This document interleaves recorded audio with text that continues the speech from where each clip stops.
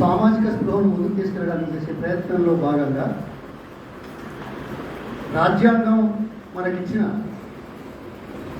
హక్కులు ఏవైతే ఉన్నాయో వివిధ పదాల్లో ఇవ్వబడిన సంగతి మన ఆచార్యులు నిరంతరం చేస్తున్నారు. ఇక్కడ కూడా అదే మాట ప్రస్తావన తీసుకొచ్చి మనల్ని చైతన్యమైనది స్ఫూర్తిదాయక కార్యక్రమాలు నిర్వహించడానికి చేసే ప్రయత్నాలు ఆచార్యులు చేస్తూ ఉన్నారు.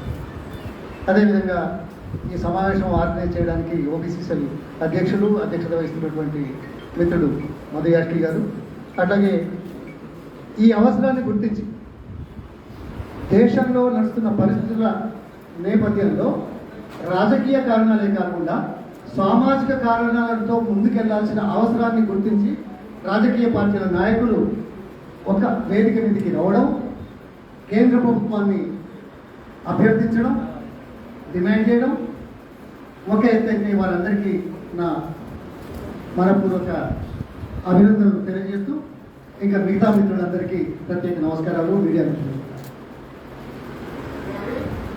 Social justice, economic equality, equal opportunity, ఈ పదాలు రాజ్యాంగంలో ఉన్నట్టుగా మన ఆచార్యులు సెలవించారు. మనకు కూడా చూస్తే దొరుకుతాయి. దీన్ని సాధించడం కోసమే స్వాతంత్రం వచ్చిన మొదటి రోజు నుంచి కూడా ప్రభుత్వాలు పనిచేస్తూ ఉన్నాయి. ఈ ప్రభుత్వాల పని ఏ మేరకు వచ్చింది, ఏ స్థాయికి వచ్చింది, ఇంకా ఏ స్థాయికి పోవాలనేది సరే రాజకీయాలు, అవసరాలు, ఇంకా మిగతా కారణాలు, సామాజిక హోదాలు, సామాజిక ఆధిపత్యం నిలబెట్టుకోవడానికి చేసే ప్రయత్నాలు, పార్లమెంటులో బిల్లులు పాస్ కాకుండా, చర్చ లేకుండా కాలయాపన చేసే పరిస్థితులు మనం చూస్తున్నాం. ఇది కాదు, అయినా ఇది సాధించాల్సిన అవసరం. అందుకే ఈ జనాభా గణన లేకుంటే కుల గణన రాజ్యాంగం ప్రసాదించిన ఈ 3 అంశాలకు మూల కారణమై ఉంటుంది, అవసరం ఉంది అనే వాస్తవాన్ని గుర్తించి రాజకీయ పార్టీలు లేక పార్లమెంట్ కానీ అసెంబ్లీలు కానీ ముందుకు రావాల్సిన అవసరాన్ని గుర్తు చేసే విధంగా ఈరోజు మన కార్యక్రమం. మనకు తెలుసు, ఎంతేమన్నా తరతరాలుగా ఈ సామాజిక భేదాలు ఉంటూ వస్తున్నాయి, అవి ఆచరిస్తూ వచ్చారు. ఇప్పుడు కొంత తగ్గుతున్న విషయాన్ని మనసులో పెట్టుకుంటే ఒకటే మాట, పొన్నాలోడు ఎక్కడరా, లక్ష్మగాడు ఎక్కడరా, ఆ స్థాయి నుంచి లక్ష్మయ్య ఎక్కడా అనే పదం, ఆ స్థాయి నుంచి లక్ష్మణ వచ్చిందా అని అడిగే స్థాయి. Just one example. ఇది మన సమాజంలో వస్తూ ఉన్న నగ్న సత్యాన్ని గుర్తించాల్సిన అవసరం లేదు. ఈ 3వ పనులు రావడానికి ఏంటిది కారణం అంటే, నేను వేరే వాళ్ళ గురించి చెప్పకుండా నా గురించి చెప్తున్నాను, వేరే ఉద్దేశం లేదు.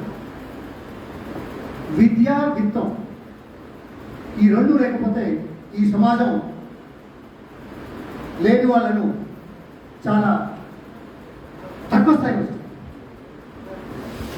ఈ విద్యా విత్తం రావడానికి, విత్తం అంటే economic equality, Vidya, education problem. That's what the Congress Party has tried to do in 70 years. Somebody says 1941లో గణన చేశారు, 1941లో బ్రిటిష్ వాళ్ళు ఉన్నారు, 1931 సారీ సబ్జెక్ట్ 31 చేశారు కాదన్నారు.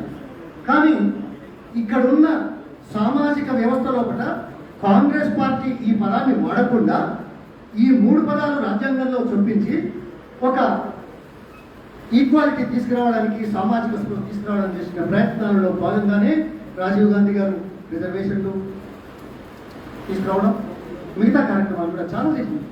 చేయలేదని కాదు, ఈ స్పృహ రావడానికి చేసిందే ఒకటే ఎగ్జాంపుల్. 1959లో బీసీ హాస్టల్స్ స్టార్ట్ చేశారు. ఇది చాలా మందికి తెలియదు. I'm one of the beneficiaries of that in Warangal. From a cattle shed to capital city via Washington and aerospace is the history of Ponnala, a BC candidate from a remote village, unfortunately circumstances. It's because of the Congress Party. In 1959, Nehru and Chandra, BC అనకుండా merit come means అనే పదంతో professional కాలేజీలలో scholarship విరివిగా ఇస్తే నేను ఈరోజు మీ ముందు నిలబడే అవకాశం ఉంది. ఇలా మన చాలా మంది ఉన్నారు, నేను కాదు. కానీ కాంగ్రెస్ పార్టీ ఏం చేయలేదంటే కాదు, సామాజిక కోణంలో ఒత్తిళ్లలో అధికారాన్ని కాపాడుతూ అధికారంలో న్యాయం చేయడానికి చేసే రాజ్యాంగపరంగా చేసే ప్రయత్నాలు చేస్తూ వస్తుంది. కొంత ఆలస్యం అవుతున్నది అనేది మనం గుర్తిస్తే ఇవాళ ఇప్పుడు అందరూ వచ్చేస్తుంది.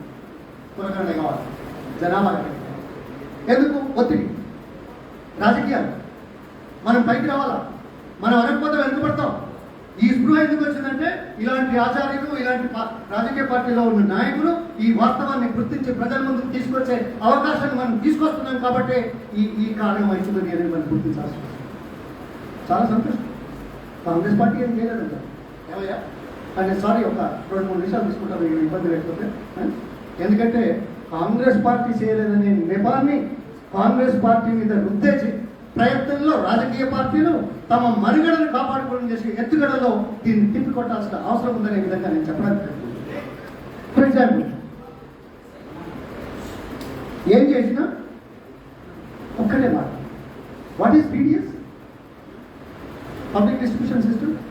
The wheat and rice in the country and in the state, బియ్యం rice, it's for all the poor people. We never said a caste or community. But who are the maximum beneficiaries? The hidden agenda, the hidden number is BCs. You kindly go through that. Employment guarantee scheme, those who are not able to work and earn a wage, the Congress party has done this. Who are the maximum beneficiaries of the employment guarantee scheme? It is the BCs. We never said to take advantage, we are for BCs. And then health for all, education for all. స్టేట్లో ఆరోగ్యశ్రీ, పేదవాళ్ళు బీసీలు గొల్లపురుమలు. నాకు తెలిసిన ఒక వ్యక్తి రోగం వచ్చి hospital పోతే ఉన్న 2 ఎకరాలలో ఎకరం అమ్ముకున్న పానం బెటర్ కదయ్యా అన్నారు. అటువంటి స్థాయిలో కాంగ్రెస్ పార్టీ ఆలోచన చేసి ఆరోగ్యశ్రీ కార్యక్రమం తీసుకొస్తే maximum beneficiaries housing. Who are the beneficiaries? Maximum beneficiaries are BCs, the poor. Poverty is the criteria in a way. And then the pensions, maximum benefits are PCs. It's not that Congress has not done it. Congress has tried to do it under the circumstances to the best, and no other party could think of these things. I'm proud to say that. So, ఇవాళ చేశారు ఏది రాష్ట్రంలో అసెంబ్లీలో తీర్మానం చేశారు. తీర్మానం చేస్తే కాదన్నారు. తీర్మానంతో అయిపోతుందని భ్రమింపజేయడం చేసే ఎత్తుగడలో భాగంగా తీర్మానం చేశారు. ఈ మాట ఎందుకు అంటున్నానంటే 4 ఏళ్ల కింద 2017లో రాష్ట్ర అసెంబ్లీ ప్రజాప్రతినిధులతో అన్ని పార్టీల బీసీల ప్రజాప్రతినిధులతో 3 రోజులు చాలా బ్రహ్మాండంగా నిగమనం చేశారు. కేసీఆర్ ఏం చేసినా చాలా బ్రహ్మాండంగా చేస్తారు. చేసి 210 తీర్మానాలు ఇవాళ ఒక పత్రికలు ఉన్నాయి సార్, దయచేసి. అందులో ముఖ్యంగా బీసీ సప్లైనర్ ఏదో 4 ఏళ్ళ కింద, కానీ కాంగ్రెస్ పార్టీ మొట్టమొదటిసారిగా ఎస్సీ ఎస్టీ సప్లైని తీసుకొచ్చిన తర్వాత మళ్ళీ అధికారంలో 2013లో ఇది తీసుకొస్తే 2014లో బీసీలకు చేస్తామని అధికారికంగా ప్రకటన చేసిన పార్టీ కాంగ్రెస్ పార్టీ ముఖ్యమంత్రి విషయాన్ని. అటువంటి దీన్ని 2017లో చేసి ఇప్పటివరకు ఏం లేదు. చాలా మాట్లాడారు. సో ఈ భ్రమింపజేయడానికి బీసీ సప్లైను carry forward expenditure to in proportion to the population చాలా మంచిగా ఉంటాయి. ఎందుకంటే ఎలక్షన్లో వాడుకోవచ్చు కదా. రిజర్వేషన్స్ ఇన్ ప్రైవేట్ సెక్టర్ చాలా బాగా మాట్లాడు. నేను కాదనలేదు, చేస్తున్నావా? చెప్పింది ఎప్పుడైనా ఆలోచించావా?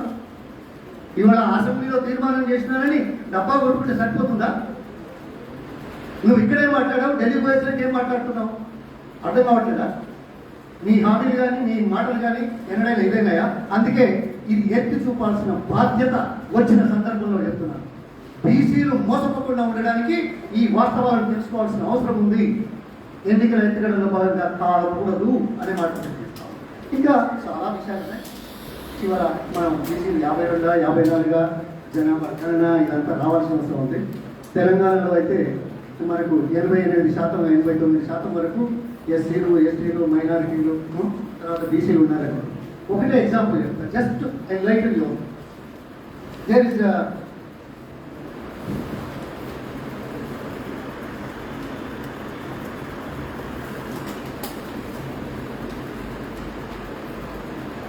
ఈ 119 నియోజకవర్గాలలో 30 39 నియోజకవర్గాలలో 50 నుంచి 60% బీసీలు ఉన్నారు ఓటర్స్. మరో 22 నియోజకవర్గాల్లో 60 నుంచి 69.9%. 2 నియోజకవర్గాలలో 70% కంటే అధికంగా బీసీలు ఉన్నారు. అంటే దాదాపు మెజారిటీ స్థానాలలో మెజారిటీ పీపుల్ ఉన్నారు అనేది మన అంతర్సత్యం. మిగతా వాటిలలో కూడా వీళ్ళని కాదని ఎవరు చేయలేరు. కాకపోతే వీళ్ళందరూ కలిసి మా హక్కులు కావాలి, మా రైట్ కావాలి అని పోరాటం చేసి ఆ స్పృహతో పనిచేస్తే వస్తుంది.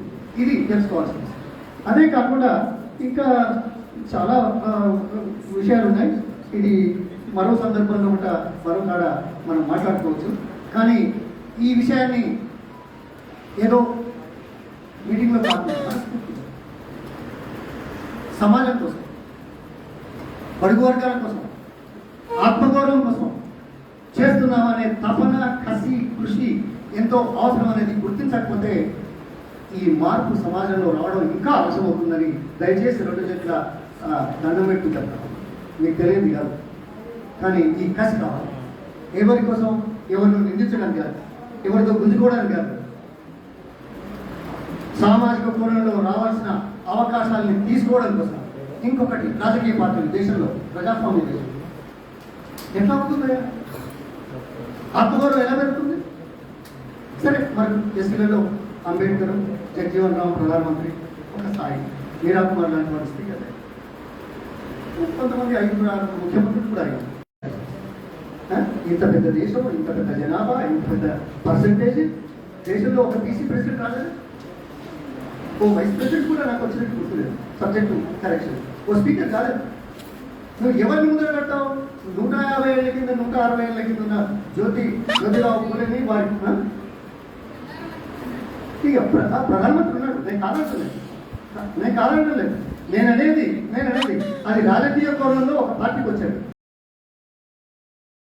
కానీ దేశంలో ఉన్నత స్థానంలో president, vice president, speakers, they are beyond the political side.